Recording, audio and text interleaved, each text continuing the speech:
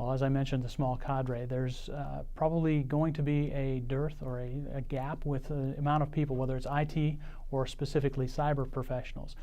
There's not enough people to handle all of the volume of work that I've talked about.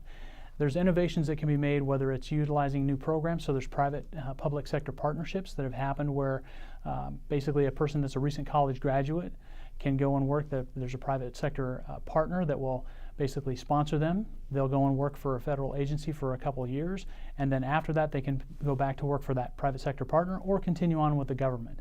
So that's one of the innovations as far as the workforce goes. There's also other training things that can happen. There's a cyber reskilling effort. As a matter of fact, their first cohort just kicked off last week. So giving the ability to bring people in that don't necessarily have an IT background, the ability to reskill, as it said, their tool set, and then potentially work into one of those private or cybersecurity jobs. That's one of the other things that we can do. It's innovation through training. There's other innovative things that we can do as far as the technology, and it's basically just utilizing those things.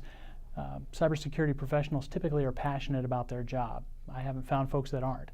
Giving the ability to use that passion through technology so that they can understand the impact that they have, because someone that's a intrusion detection or intrusion response analyst may not necessarily understand how they're keeping the nation safe.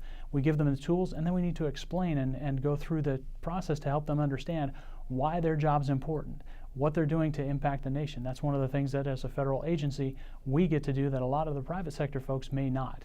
We impact the nation. And so having that understanding and then using innovative technologies to basically help our workforce understand that, I think, is a key.